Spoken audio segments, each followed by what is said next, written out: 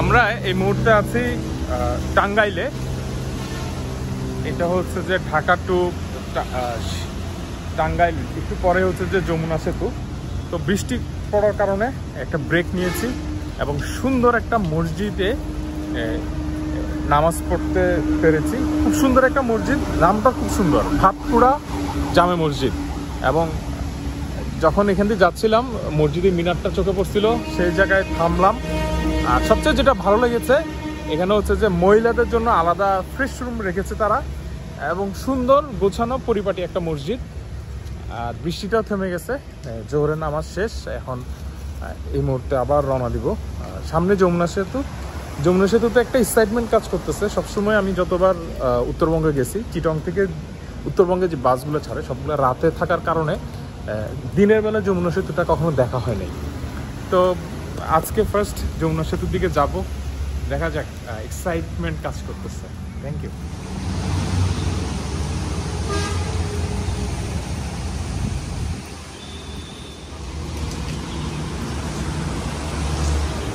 এবং মসজিদের নামটা খুব সুন্দর।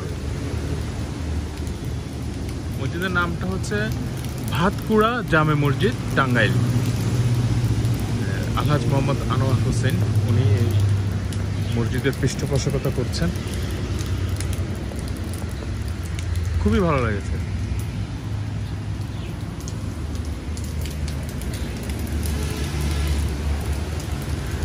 এবং এই মসজিদটাতে যেহেতু হাইওয়ের পাশে একটা যেটা এখানে হচ্ছে যে ওয়াশরুমের ক্ষেত্রে আমি খেয়াল করলাম যে মহিলাদের জন্য আলাদা সুব্যবস্থা আছে। এটা মানে মেইন রোডের দিকেও তারা বলে দিয়েছে। অবশেষে সেই যমুনা সেতুতে চলে আসলাম। যমুনা সেতু এলাকায় আমার অনেক দিনের ইচ্ছা দিনের বেলা যমুনা সেতু পার হবো। আমরা ব্যাগের ভিতরে মানি ব্যাগ ঢুকে ফেলার কারণে একটু এখানে দাঁড়াইছি।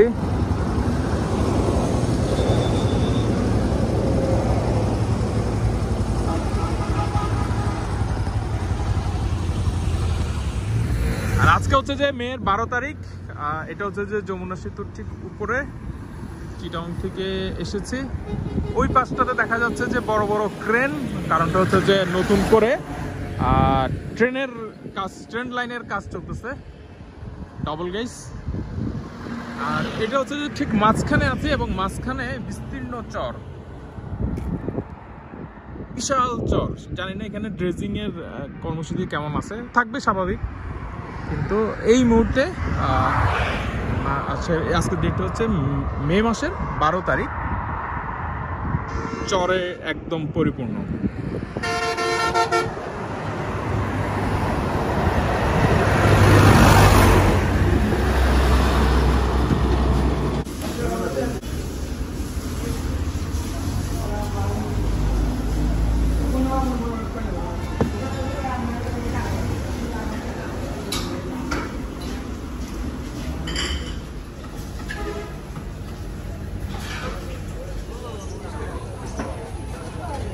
মুক্তা সুপার হোটেলে ভাতটা খাইছি, খুব ভালো লাগছে। সিরাজগঞ্জের, এটা নাটোর রোড, হাটিকুমরুল। এটা হচ্ছে যে হাটিকুমরুল মোড়। এটা ঠিক ওই পাশটা হচ্ছে যে যমুনা সেতু, হচ্ছে নাটোর। আর আমার হাতের বাম পাশে হচ্ছে বগুড়া।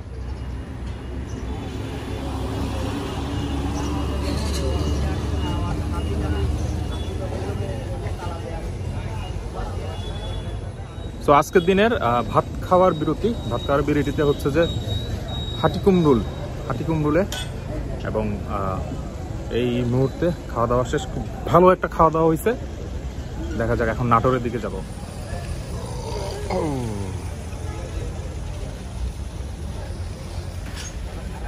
আমাদের যাত্রাপথে আরেকটা বিরতি। এই মুহূর্তে আমার ঠিক পিছনে হচ্ছে যে বনপাড়া, এবং ঠিক ওই পাশটা হচ্ছে যে সিরাজগঞ্জের রোড। আমরা নাটোরে অলমোস্ট শেষ, সামনে রাজশাহী থেকে দেন চাঁপাইনবাবগঞ্জ। এবং এই মুহূর্তে এখানে বসে আছি, এটা কারণটা হচ্ছে যে অনেকক্ষণ বাইক ড্রাইভ করতেছি লং রুটে। এরকম চললে বাইক চালানোর সাধারণ নিয়ম হচ্ছে প্রতি ঘন্টায় একটা ব্রেক দেওয়া। প্রতি ঘন্টায় সাধারণত 10 মিনিট ব্রেক দেওয়া। আর আমার যে বাইকটা এটা হচ্ছে যে এয়ার কুলড বাইকে সাধারণত 1 ঘন্টা পর পরই 10 মিনিট ব্রেক দেওয়া দরকার। ইভেন আমরা যারা আছি আমাদেরও কিন্তু হিউম্যান বডিটা 1 ঘন্টা পর পর রেস্ট নেওয়ার মতো করেই তৈরি করা। তো একদম রাস্তার পাশেই বসেছি, কারণ এই জায়গাটা এত সুন্দর, কার্পেটের মতো ঘাস, পাশে একটা পুকুর, ভালো লাগতেছে, তাল গাছ, ওখানে তাল গাছ থেকে পাখির কিচিরমিচির আওয়াজ আসতেছে। আর রাস্তাটা একদম পুরা মাখনের মতো মসৃণ, খুব একটা বেশি সমস্যা হচ্ছে না, এবং এখানে খুব এনজয় করতেছি শুয়ে থেকে। আরিফ নূর ভাই তো একদম ভাবে চলে গেছে। ভাই কেমন লাগতেছে, এনজয় করতেছেন বাইক রাইড? ওকে, তবে একটা বাজে অভিজ্ঞতা আছে আমার, যে গোপ্রো দিয়ে এই রাস্তার ভিডিওটা করতে পারি নাই। এটার কারণটা হইতেছে গোপ্রোতে আমার ব্যাটারি শেষ হয়ে গেছে। ভুলবশত গোপ্রোটা অন হয়ে থাকার কারণে ব্যাটারিটা অন ছিল, ক্যামেরাটা অন ছিল, এর ফলে আর রাস্তায় যে সৌন্দর্যটা সেটা নিতে পারি নাই। তো যেখানে যেখানে গ্যাপ দিচ্ছি সেখানে ভিডিও করে করে যাচ্ছি। পথ চলতে চলতে রাজশাহী শহর চলে আসছি। সিল্ক সিটি আসলে সিল্ক সিটি, মানে এরকম গোছালো পরিষ্কার আমাদের দেশে শুধু ক্যান্টনমেন্ট এরিয়ায় পাওয়া যায়। তো আস্তে আস্তে আমরা এখন রাজশাহীতে চলে আসছি, একদম পদ্মার পাড়ে। অসাধারণ একটা শহর, এখানে দাঁড়াতে বাধ্য হয়েছি, এত সুন্দর করে সবকিছু সাজানো আছে। আর সেই চট্টগ্রাম থেকে অলমোস্ট রাজশাহী হয়ে গেছে, এখন বাঁচতেছে ঘড়ির কাঁটায় বরাবর 8টা। আর এরপর চাপাইয়ের দিকে চলে যাব, সম্ভবত আর 1.5 ঘন্টার মতো সময় লাগবে চাপাই নবগঞ্জ যেতে। এখানে কিছুক্ষণ রেস্ট নিলাম, কিছুক্ষণ যাত্রা বিরতি দিলাম, ফুয়েল নিয়ে নিলাম, সবকিছু মিলে খুব দারুণ একটা দিন যাচ্ছে। আর চাপাই গিয়েই একটা ভালো ঘুম লাগবে এবং একটা ভালো রেস্ট লাগবে। আচ্ছা, এখানে হচ্ছে যে স্বর্ণলতা, অনেকদিন পরে দেখছি এই স্বর্ণলতা। বড়ি গাছটাকে আষ্টপৃষ্টে ধরে রাখছে, এবং এই স্বর্ণলতা গাছ, এটাকে উদ্ভিদে বলা যায় কিন্তু একটা পরগাছা। এটা হচ্ছে যে এই বড়ি গাছটাকে আছে, এটা গোড়া নেই কোনো, এবং সে বাতাস থেকে খাদ্য গ্রহণ করে এবং অন্য একটা গাছকে কেন্দ্র করে টিকে থাকে। দেখতে খুব সুন্দর লাগে, রাবারের মতো গাছটা।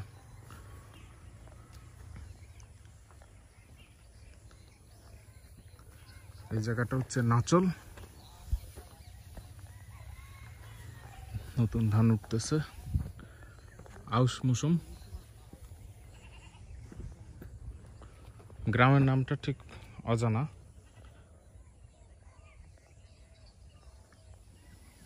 এখানে সময়ের সাথে যুদ্ধ চলতেছে, সেই ঘন কালো মেঘ আসতেছে, বৃষ্টি নামবে, এবং এই ঘরগুলা এই সময়ের মধ্যেই নিয়ে যাওয়ার একটা তোড়জোড় আছে, কারণ ভিজে গেলে তখন পরিবহনের সমস্যা হবে, আবার শুকানোর একটা ঝামেলা।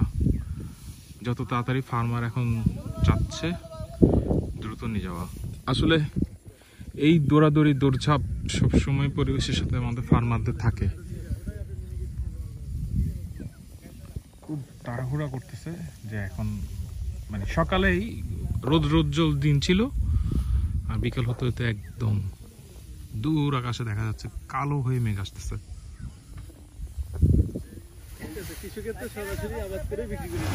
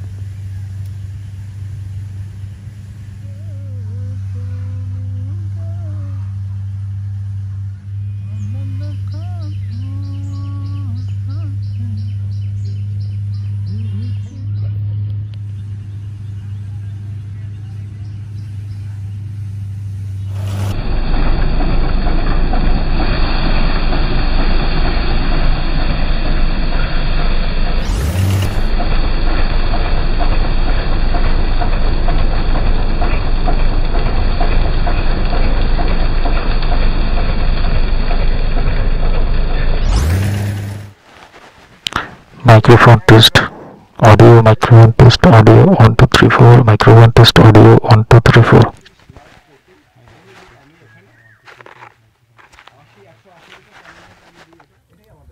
Microphone test from camera, 1 2 3 4, microphone test from camera, 1 2 3 4.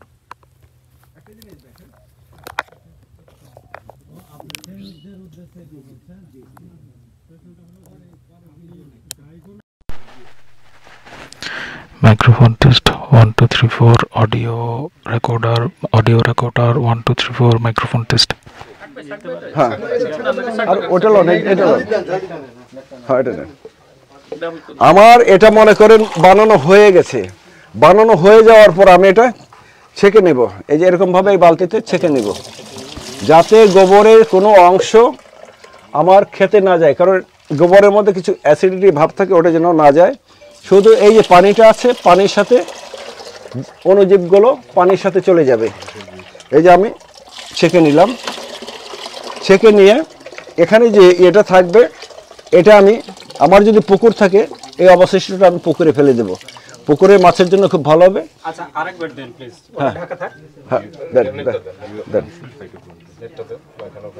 হ্যাঁ আমার যখন এই জীবামৃতটা ড্রামে তৈরি হয়ে যাবে, মাল্টিপ্লাই এখন কথা না বললেও সমস্যা নাই। আচ্ছা আচ্ছা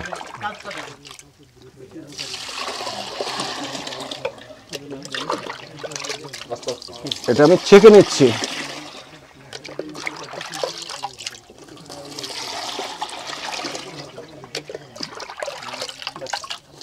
বাস এটা আমার ছাকা জিনিসটা আছে। এখন এটা আমি গাছে কিভাবে, এই যে দেখেন আমার হলুদ হয়ে যাচ্ছে, দাঁড়া এই যে হলুদটা 15 দিন আগে লাগিয়েছি, এই যে হলুদ 15 দিন আগে লাগিয়েছি হলুদ, এই যে আমার হলুদ উঠে গেছে। 15 দিন আগে আমি কন্দ লাগিয়েছি হলুদের, অলরেডি হলুদ বের হয়ে গেছে। এই পাশে হলুদ আছে, মাঝখানে আছে পেয়ারা গাছ, ওখানে পেয়ারা গাছ আছে, এখানে আমি গেন্দা ফুল দেব, এখানে তো আম আছেই, এর মাঝে মাঝে আমি সব নিতে পারবো। এর সাথে আমার ওখানে আনারস লাগানো আছে, আর অন্য ফসল লাগানো আছে, সবকটা খুবই ভালো অবস্থা। রোজার মধ্যে আমরা মৃত প্রায় কিছু আনারসের চারা এনেছিলাম কাশিমপুর বিএডিসি থেকে উপহার হিসেবে।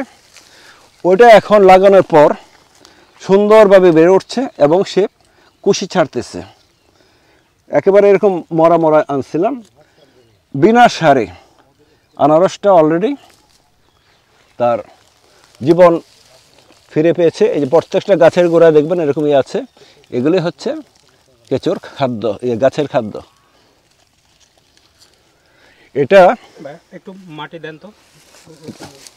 এটা হচ্ছে কেঁচোর বিষটা, অর্থাৎ যত প্রকার নিউট্রিশন দরকার গাছের, এর সব কিছু এখানে আছে। এটা আমি একটু ভাঙিয়ে দিলাম, ধন্যবাদ। এখন স্প্রে করতে পারবেন। গণিত দিয়ে মোটামুটি কন্ট্রোলের ব্যাপারে যদি কোনো প্রশ্ন থাকে এখন করেন। ব্যবহার বিধিটা তো বলছিলাম 3 লিটার। প্রত্যেকটা পাতার নাম বলেন। মানে 3% মানে হচ্ছে অর্থাৎ 100 কেজি পাতা এটা প্রথম কাটা গান 100 কেজিতে না 97 3 আর 103 দিবেন কি সমস্যা আছে? আর 97 3 দিলে কি সমস্যা? আপনি 16 লিটার ট্যাঙ্কিতে বুঝছেন 97 বুঝতে পারছি। 16 লিটার একটা ট্যাঙ্কিতে 15 লিটার পানি দিবেন, হাফ লিটার না আমার দেখেন 10-12টা দেখাতে পারবেন। 3 ইঞ্চি সারি সারি করে আমরা বীজগুলা লাগাবো। জি। তো এটা কোনো দিক নির্দেশনায় কি লাগাতে হবে, মানে নর্থ সাউথ ইস্ট ওয়েস্ট এরকম কিছু আছে কি? এটা আছে ওই ক্ষেত্রে যখন আপনি ফলাদি লাগাবেন আর পেঁপে টেপে এসে ওইগুলির ক্ষেত্রে দক্ষিণ উত্তর দক্ষিণে বেট করবে। এগুলোর জন্য উত্তর দক্ষিণের দরকার নেই। সৈয়দুল ভাই ভাই সাহেব দেখাবে ভাই আমরা অনেক খুশি থেকে আসছে, তারাও খুব খুশি আপনাদের উপর। আমাদের ওই চিত্র নেবেন না স্যার? কোনো আপ্যায়ন করতে পারি? চিত্র নেবেন না আমাদের চিত্র? হ্যাঁ নিয়েছি চিত্র নিতে সব কমপ্লিট। ধন্যবাদ আপনাদেরকে যে মানে না আমাদের ধন্যবাদ দেওয়ার কিছুই নাই, আপনাদের ধন্যবাদ।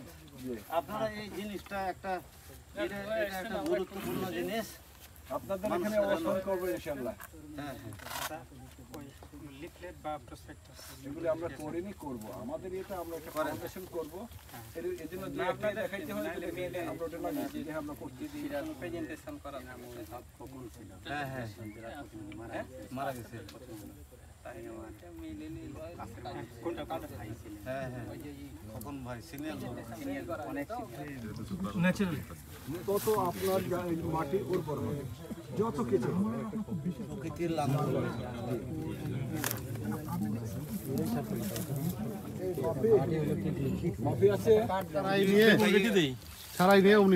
মনে করেন এটা একটা বেগুন হলুদ হয়ে গেছে, ওটাকে ছেড়ে আনবেন, এটা 4টা টুকরা করবেন, 4 টুকরা করে ওখানে ছাই ছিটিয়ে দিবেন, ছাই ছিটিয়ে রেখে দেবেন, চামচ দিয়ে কেটে পলিথিনে অথবা কাগজের উপর রেখে দেবেন, শুকাতে থাকবে শুকাতে থাকবে শুকাতে থাকবে।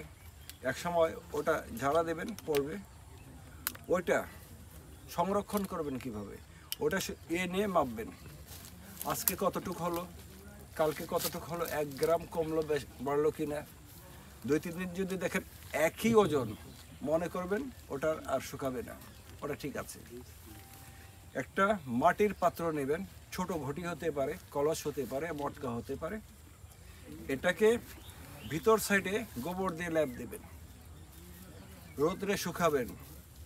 শুকানোর পর ওটার মধ্যে বীজগুলো রাখবেন, এর উপরে কিছু নিম পাতা দিয়ে দেবেন, এর উপর কিছু ছাই দিবেন, তারপর মাটি, গোবর এবং মাটি দিয়ে লেপে দেবেন।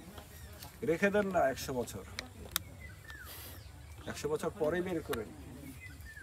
এটা হচ্ছে সংরক্ষণ পদ্ধতি। যে কোনো বীজ, যে কোনো সবজি বীজ, জি ধান বীজ, ধান বীজ তো উপরে যেটা ধান বীজ আলাদা, ওটা হলো এরকম ভাবে, এরকম ভাবে। মোটকা রাখবো হচ্ছে সবজি বীজ, জি। আর শস্য বীজ হচ্ছে আপনার পরিমাণ মতো, আপনার যতটুকু পরিমাণে যতটুকু পাইছেন এতটুকুই আপনার পাত্রে রাখবেন। এখন আপনার 1 কেজি রাখবেন, যদি একটু মটকায় রাখেন এটা তো সম্ভব না। এই জন্য ছোট একটা মাটির পাতিল নেবেন, এই পাতিলের মধ্যে গোবর দিয়ে একটা প্রলেপ দেবেন, এটা রোদ্রে শুকাবেন। শুকানোর পর আপনার শুকনো যে বীজটা আছে এটার মধ্যে ভরবেন। ভরার পর যেই জায়গাটা বাকি থাকবে কিছু নিম পাতা দিয়ে দিলেন বা নিম পাতা গুঁড়া করে দিয়ে দিলেন, ওটার উপর কিছু ছাই দিবেন। ছাই দেওয়ার পর এটার উপর একটা গোবর মাটি দিয়ে একটা প্রলেপ দিয়ে শুকিয়ে রেখে দেবেন। এটা আজীবন থাকবে, ওখানে কোনো ফাঙ্গাস আসবে না, রোগাণু আসবে না, কিছুই আসবে না। রাইজম জাতীয়, রাইজম যে জিনিসটা আছে সেটা হচ্ছে আপনার টাইকট থেকে চলে আসবে, মাটিতে ওটা চলে আসবে, মাটিতে হয়ে যাবে, অটোমেটিক হয়ে যাবে, বাহির থেকে কিছু দিতে হবে না। ব্যাকটেরিয়া কাজ করে না। ধান গাড়া যে আরেকটা আছে যে একবারে যদি আমরা ধান লাগাতে চাই সেভাবে কি লাগার কোনো সিস্টেম আছে? ওটা ওই যে যেমন মেশিন দিয়ে দেয় ওরকম ভাবে আপনারা লাগাবেন, একবারে লাগানো যাবে। হ্যাঁ মানে গুরুজি, ধান তো আমি ট্রান্সপ্লান্ট করলাম, এরপরে যত্নগুলো নিয়ে, এরপরে যে যত্নগুলো শিডিউল আছে আমি দিয়ে দেবো আপনাদেরকে। ধান লাগানোর পর এতদিন এইটার সাথে এটা মিশিয়ে করবেন, এটার সাথে এটা মিশিয়ে করবেন।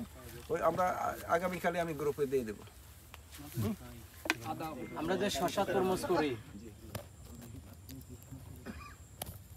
আমি যদি বলি যারা আসছেন তারা কিন্তু বলতে পারছে যে আমরা এইভাবে লাগাইছি, আমরা সাথে এইভাবে লাগাইছি, তারা আবার সেই আমরা তারাগুলো ওদের লাগানো গাছগুলো, রুগ্ন গাছগুলো যখন দেখাচ্ছে যে গাছ তোমাদের করছে বড় হচ্ছে, ওরা কিন্তু খুব হ্যাপি। ওরা আখের চারা লাগাইছে, একটা আখের চারা লাগাইছে, সেই আখের চারা থেকে ৫-৬টা করে করছে, সেটা দেখতে খুব ভালো লাগে। এই বেডের জন্য দরকার নাই, কিন্তু এই বেডের জন্য দরকার আছে। এটা আমি এখানে না দেই, যদি আমি এখানে পানি দেই তাহলে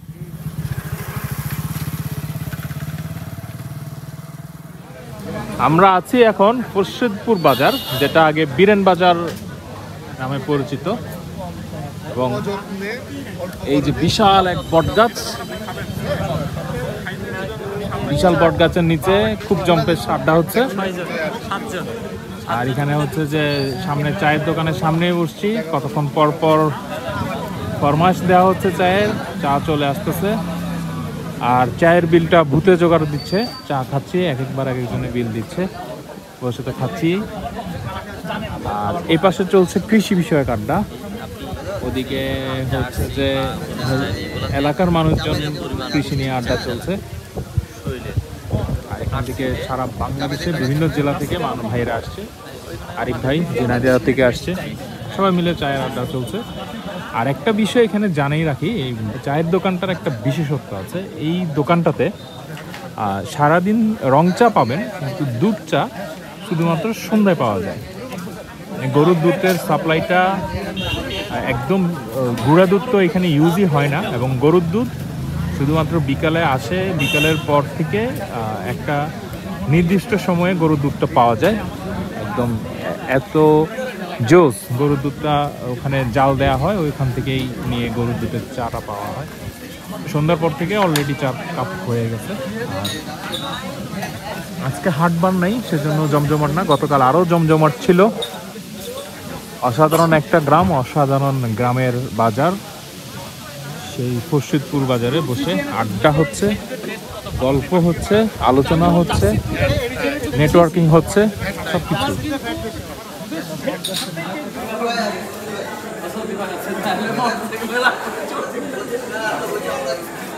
এই মুহূর্তে আমরা আছি নাচল স্টেশনে, অন্যতম একটা পুরাতন রেল স্টেশন। চাপাইয়ের পরে লাইভ ভিডিও দেখা যাচ্ছে মাফি ভাই, আরিফিন ভাই, আরিফ ভাই, এদিকে মাহমুদ ভাই, আতিক ভাই, আর এনারা হচ্ছে রাজশাহীর পাবলিক। আমরা এসেছি মূলত চাপাইয়ের এসপিএনএফ প্রজেক্টে, সেখান থেকে রাতের একটা ঘোরাঘুরি পর্ব চলছে।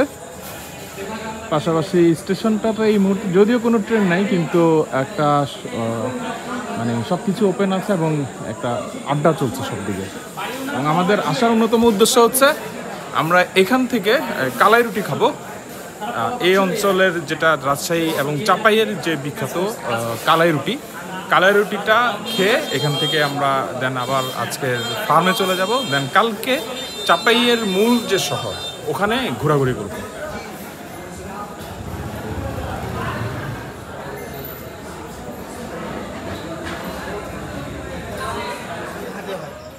না না, ওই যে এমনিতে খামির, যেটা খামিরটা অনেকে আরো আগে করে রাখে না, রুটির খামির, না না পরোটার খামির অনেক সময় দেখা হোটেলে আগে করে রাখে। আপনার ওটা এটা করে রাখা যাবে না, এটা করা যাবে না। না এটা যত টাটকা তত ভালো লাগবে খেতে। ও টাটকাই সব না, টাটকা সব তো ভালো লাগে খেতে। আর খামিরে কি গরম পানি দিছেন না ঠান্ডা পানি? ঠান্ডা পানি। লবণ টবণ কিছু লাগে না, লবণও দেন নাই? এর কালাইয়ের সাথে আর কি দিচ্ছেন এখানে? চাউলের আটা। চালের আটা? আলু চাউলের আটা। চাল কোনটা? চাউল আপনার যে যেগুলো মোটা মোটা ধানের চাউল আছে না, আচ্ছা, সুমন ধানের চাউল যাকে বলা হয়, মোটা মোটা যেগুলো চাউল, হ্যাঁ হ্যাঁ, আলু চাউল বলা হয়। আলু চাউল? হ্যাঁ, ওটা হলো উসাইতে ভাপাইতে হয় না। কি হয় না? উসাইতে ভাপাইতে হয় না, আপনার ভাপ দিতে হয় না। ভাপ ছাড়া? ও আচ্ছা, সিদ্ধ ছাড়াটা, সিদ্ধ ছাড়া যে চাউল ওইটা। ও আচ্ছা আচ্ছা, যেটা আলু চাউল বলি আমরা। আলু চাল, এটা এখানে আলু চাল বলে। আতপ যেটা আমরা আতপ যেটা বলি ওইটা আলু চাল। আতপ আলাদা, এটা মোটা ধানের। ওইটা মোটাটা, আমরা তো আতপটা চিকন খাই। চিকনটা ওই কালাই যেটা দিচ্ছেন, হ্যাঁ ওইখানে মানে খামির যেটা বানাইছেন, কি চাউল আর কালাই কি অর্ধেক অর্ধেক? না, 4 ভাগে 1 ভাগ। 1 ভাগ কি গুড়া? কালাই 1 ভাগ, আর 3 ভাগ হচ্ছে যে চাউল।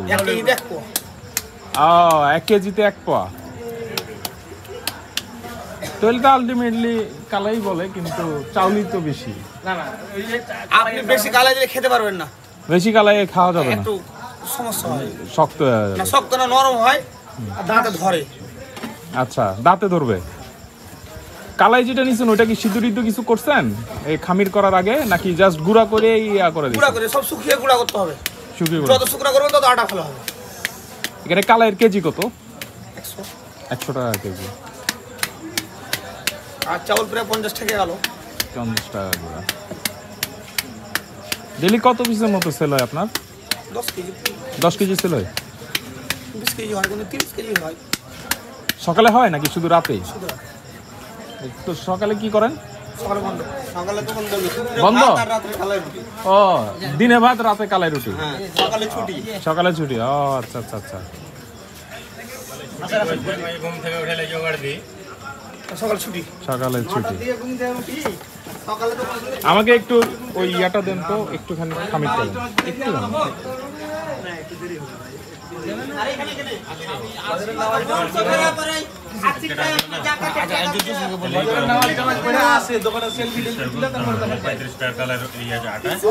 আর আপনার এখানে কি কি আছে কালাইয়ের সাথে?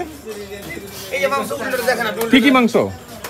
গরু আছে, হাঁস আছে, ব্রয়লার আছে, গরু, হাঁস, ব্রয়লার, নেহেরি আছে, হ্যাঁ, বিরিয়ানি আছে আবার। বিরিয়ানি আছে। গরু হাঁস কত করে এখানে? গরু আর হাঁস 120। হাঁস কোনটা, দেশি হাঁস না চায়না হাঁস? এটা রাজহাঁস। রাজহাঁস, রাজহাঁস।